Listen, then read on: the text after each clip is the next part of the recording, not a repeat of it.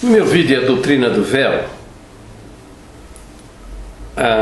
aos 1 minuto e 58 segundos mais ou menos, eu falo uma frase que foi motivo de escândalo para o Daniel e agora o Romário.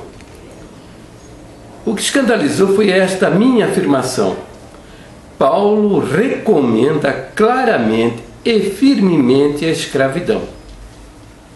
Agora eu pergunto, como interpretar os seguintes versos? Veja, Paulo dizendo: foste chamado sendo servo, não te dê cuidado, e se ainda pode ser livre, aproveita a ocasião.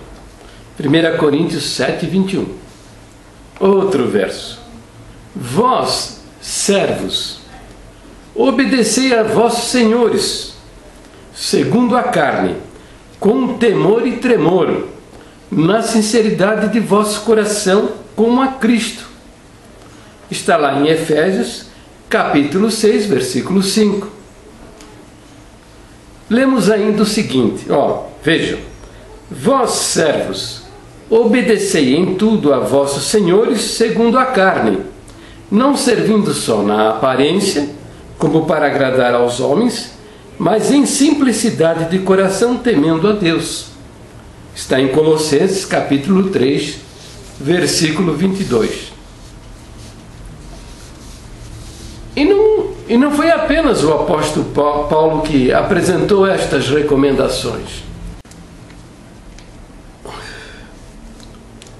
Encontramos também em Tito, capítulo 2, versos de 9 e 10, o seguinte: exorta os servos a que se sujeitem aos seus senhores, e em tudo agradem, não contradizendo, não defraudando, antes mostrando toda a boa lealdade, para que em tudo sejam ornamento da doutrina de Deus, o nosso Salvador.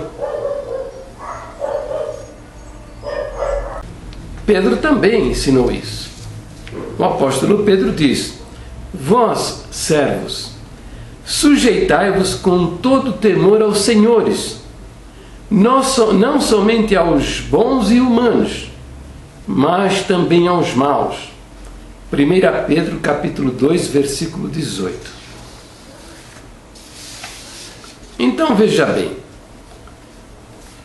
a carta feita a Filemão é uma carta de recomendação em favor de Onésimo, que era um escravo fugido do seu patrão Filemão. Muito provavelmente é porque ele roubou alguma coisa dela da casa de Filemão. Você percebe isso no versículo 18.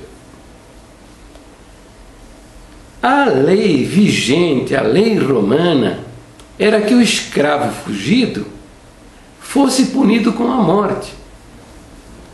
Onésimo estava, portanto, sendo procurado e debaixo dessas ameaças. E ele procurou Paulo na prisão. E acabou por se converter ao cristianismo. Paulo devolveu Onésimo a Filemão, pedindo-lhe que o tratasse como um irmão. De modo algum, em lugar algum do Novo Testamento, há uma crítica à escravidão.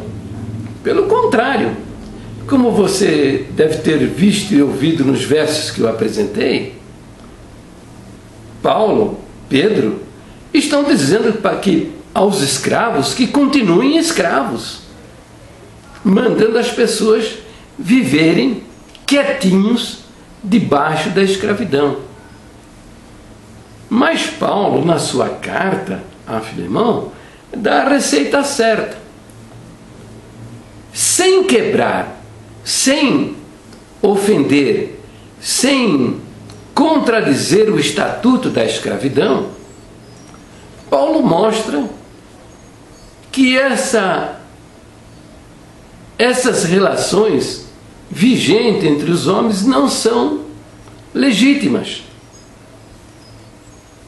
mostrando que as relações numa comunidade cristã devem ser fraternas. Mas ele não combateu, os apóstolos não combateram de modo algum o estatuto da escravidão. Por que não fez isso?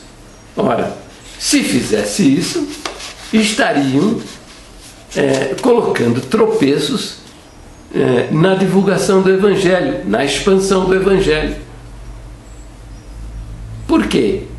Porque na expansão do Evangelho nós não devemos mexer com a cultura dos povos, a menos que isso seja altamente reprovável pelo Evangelho.